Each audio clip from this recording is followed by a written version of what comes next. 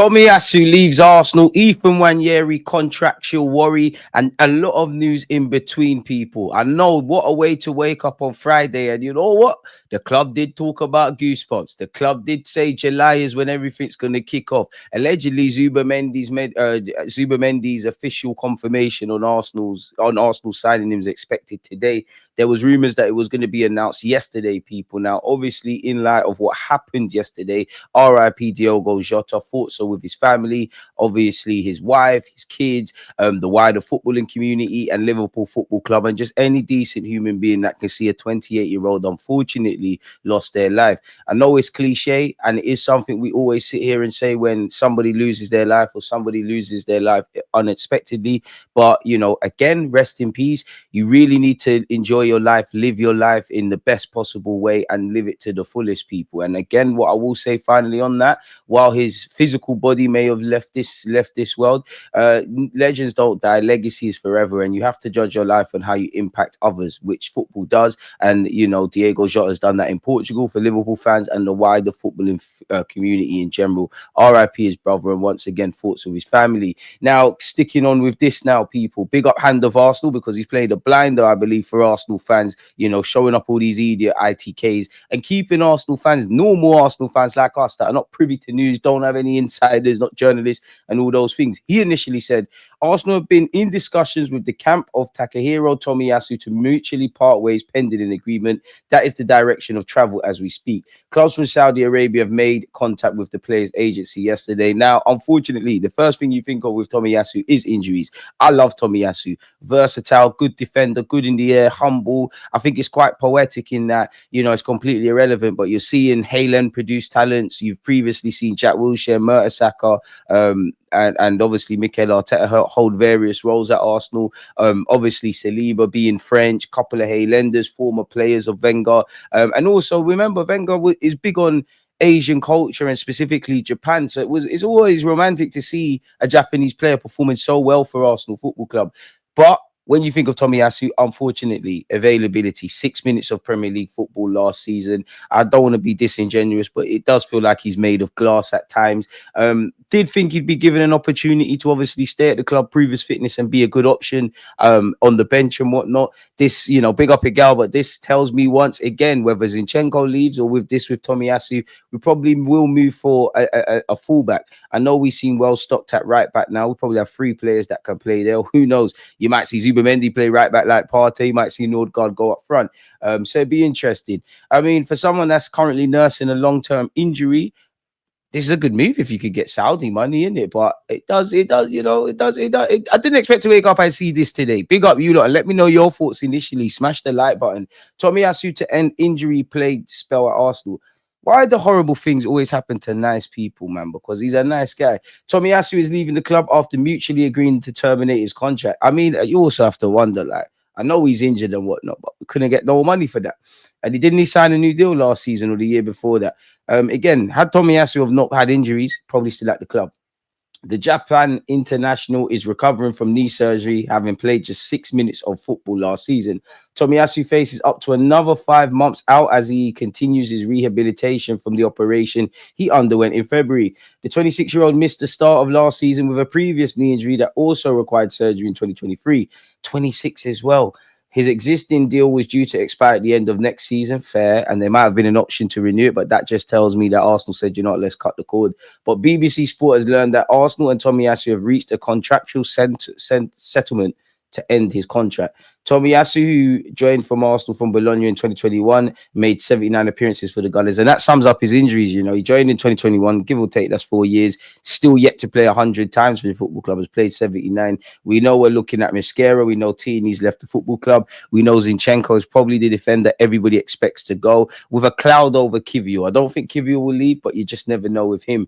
Big up Doc, because this kind of contract contextualize is the word I'm looking for. Arsenal's news in the last so many hours. Mascara's rejected Valencia's renewal offer. Arsenal's second bid was more than 10 million euros, but did not reach 14 to 15 and was rejected. Valencia want 20 million euros. Source is very good. Well, sorry, let's just skip. Let's just read the headlines. Arsenal yet to reach 20 million for Mascara. Xabi Alonso open to letting Rodrigo leave if appropriate offer comes from Arsenal, having held preliminary discussions. That was reported by The Athletic.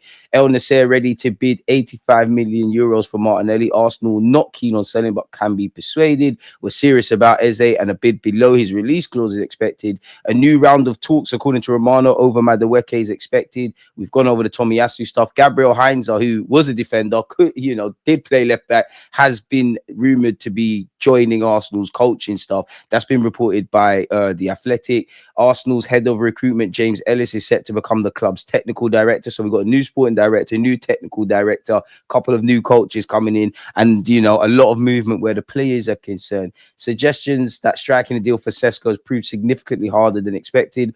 Arsenal are understood to have made headway with a potential move for Gyökeres in recent days. It's understood Watkins and Gyökeres are two players they've explored moves for in recent days. So this looks quite interesting. Trossard has signed with a new agency, DH Sports and Entertainment, will now be in charge of his future. There's been rumours about a new deal for him. I know all the rumours are seen with Martinelli departing, but surely that's something to consider. Understand Arsenal have had a new round of talks for Noni Madueke, as the player could be open to a move. Nothing advanced yet in terms of club-to-club approach or direct negotiations, but Arsenal maintain contact. Let's see what Sami Mokbel has said, people, about signings. Kepa, Nordgaard, Mosquera, all expected to arrive. We all know with Zubimendi. It is to our understanding, Arsenal came into the summer with two primary striker targets, Sesko and Gyökeres. Well, there was a third, but the chances of securing Isak from Newcastle were deemed largely unrealistic. A move for the Slovenian international Sesko has substantial backing from key figures at the Emirates, including Arteta. BBC Sport has learned that players' agent Ellis Bazanovic was invited to Arsenal's final home game of the season against Newcastle as a guest of the club. But a deal to sign Sesko has proved difficult. Sources have indicated there is no agreement between the 22-year-old and Arsenal, let alone the two clubs. Of course, a breakthrough could come at any moment, but the suggestion is that striking a deal for Sesko has proved significantly harder than expected. Part of that may be down to changes towards the top of the club in recent months. We have kind of seen this. With the Gunners' interest in Sesko well established, Basanovic is understood to have developed a strong relationship with Edu and Jason Ito, who have since left the club, as we know. But with both gone and Berta leading the negotiations, those nurtured relationships are no longer relevant. And though there has been indication in recent days that Arsenal focused attention on other targets, the impasse with Sesko could, of course, be a strategic ploy from the Gunners to see if he'll accept what to them would be more favourable terms. Either way, Arsenal are understood to have made headway with a potential move for Gyökeres in recent days. Significantly, the signing of the Sweden international is understood to have Berta's backing. Gyökeres was not a strong target for Arsenal prior to Berta's arrival earlier this year, but he believes the 27-year-old could make an instant impact. And the striker, who is at odds with Sporting over his valuation, is understood to be very keen to join Arsenal. Should Arsenal sign Sesko or Gyökeres, it's likely to cost them in excess of 70 million. Watkins still remains a target. The 29-year-old apparently is understood to be open to joining Arsenal. This week, we have been linked with Eze as well as Rodrigo.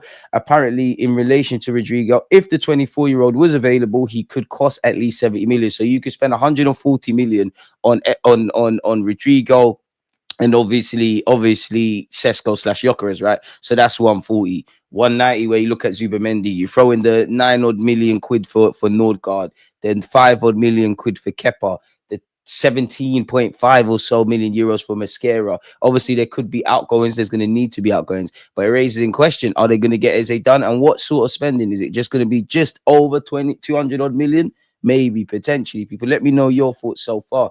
So yeah, we've been linked with Eze, been linked with Rodrigo. Anthony Gordon has admirers at Arsenal. We considered moving for him last summer. We're still linked with him. Eze is also a target. He's got 2 years left to run on his current deal and has a release clause of 60 million plus 8 million in potential add-ons. Palace's reps have, according to sources, been made aware of Arsenal's interest in Eze, who's open to the move. Sources insist Palace would demand the full release clause should any club formalize their interest, but whether that stance softens towards the end of the window remains to be seen.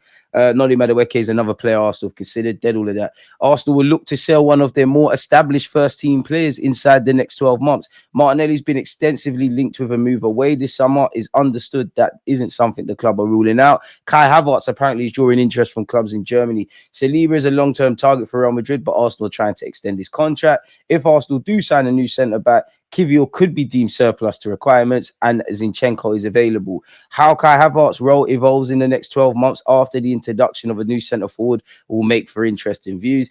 There are understood to be several clubs in Germany keeping a close eye on Havertz's situation heading into next summer when he'll have 2 years left on his contract. So, yeah, man, I mean, with Bert, I expect the element of surprise. Maybe we're going against practices, you know. It seems like a lot of the groundwork was done for Sesko. We have to pivot away from that. Maybe we're going to be less sentimental, whether I like it or not. I did want to keep Tomiyasu. I was screaming one more season. But at the end of the day, Tommy's clearly got a willingness to leave. Arsenal have a willingness to get rid and just keep it moving. And then there's a bunch of other isms and schisms. 1 year's Arsenal contract, what we're hearing, stuff you don't want to hear. Andrea Burt has a lot to contend with. The club have made a positive start with Gabriel and Miles Lewis-Skelly. We do want to see the Sakas, the Martinellis, the Salibas, and the Nwaneris to sign new deals. Signed his first pro in 2024 after turning 17. His deal is due to expire next summer. Arsenal are yet to find an agreement with Nwaneri over a new contract, and talks are at a delicate stage. The delay is partly down to timing. Arsenal were not permitted to offer a long-term contract to Nwaneri until his 18th birthday in March, which is true. You know, you can only sign 3 years at 17. Once you turn 80, you can get 5. The relatively short term left on his deal is not necessarily a cause for concern. Nwaneri and his reps went close to the wire before committing to the first professional contract amid interest from other clubs. Now, I want to keep Nwaneri. I want him. I think he can be a key part of Arsenal, but he's, you know, you look last season to go from being in on the peripheral of things to playing in the Champions League, you know, being on the cusp of the England call up, 20, 30 appearances, that's great. But then obviously if Arsenal bring in all of these attackers, and obviously with Mikel Arteta, what he sees in midfield and how much minutes Nwaneri would get off the right, and obviously getting a sniff of Tuchel saying he's close to the England squad, accelerating his way into the under-21s fold, you never know with these young players. And it would be jarring to let him go. Crucially for us, apparently Nwaneri wants to stay. He's from the area and has a deep connection to the club. His development is his priority, and that has been well managed at the Emirates. Although his playing time diminished at the end of the season, he still made 37 first-team appearances across the course of the campaign, which is great for a 17-year-old. For a club, however, having such a gifted player to so close to... Is my long enough? Apologies, people. I knew this would put me off. This is awkward live. I mean, that can't be located at this moment in time, people. So if you can hear that, let's air that. But yeah, it does provide you with anxiety. If Nwaneri does not sign a new deal, he can discuss terms with foreign clubs from January 2026. I don't think anyone wants to let him go on a free. Arsenal consider this an issue that needs addressing. And again, Berta's not going to sleep a wink. We've got to do so much. We don't want to sell him. Even if any revenue recoupled with the academy player would represent a significant windfall due to PSR. So, yeah, it's a busy day for Arsenal Football Club. We all know Reece Nelson's probably going to depart. We all know the names of people we want to bring in. Apparently, people, we're still linked with Sesko, Gyökeres, Morgan Gibbs-White, Morgan Rogers, Eze, Noni Madueke. They're all British players, have been linked with moves as well, people. Oh, there it is. Turn that off, people. Have all been linked with moves to the Arsenal. Nico Williams and Anthony Gordon, in my opinion, you can forget that. Bring Nwaneri a new deal and bring Rodrigo. Real Madrid are open to selling the Brazil forward this summer. Again, Martinelli's been admired by Saudi Arabia and obviously Bayern Munich. Eze, Morgan Gibbs-White have been linked with Arsenal. They will cost more than 60-odd million. Arsenal see Nwaneri's future in central areas rather than on the flank, regardless of the arrivals of Madueke, Eze, or another attacker that could reduce his playing time. Obviously, we've got Max Dowman to contend with as well. Max Dowman and Nwaneri kind of occupy certain roles. So I have to see there's a lot to do. And also we're seeing James King's been promoted. So you got a new sporting director, new technical director. There's a lot of change. Change is good. I've covered this before, but Gabriel Heinze to join Arsenal's coaching staff. James Ellis has been promoted to technical director. Both Real Madrid and Xabi Alonso are open to Rodrigo leaving the club this summer. They will not stand in the way if a suitable offer is made. We've gone over that. On Eze, he's keen on the move to Arsenal, says Ben Jacobs. 68 million 68 million pounds all in. The clause is payable in installments. So what do we make of that? Our interest apparently became concrete 10 days ago. In that meeting at the weekend, there were senior football people from Arsenal pitching to Eze's camp. This was not just we like you, we might go for you. This was discussing about numbers, which is great. Sesko, Ollie Watkins, and Gyökeres are the ones that have been continuously linked. There's no information of an imminent move for Martinelli to Saudi, but it's something to consider. Madueke rumours, Rodrigo rumours, Gyökeres rumours, Sesko moving mad rumours. Again, the BBC understands that one significant player could be sold in the next 12 months. Zinchenko could be on the move, people. And Tomiyasu's new deal is done, people. Well, new deal, contract's been ripped up. So we'll have to see.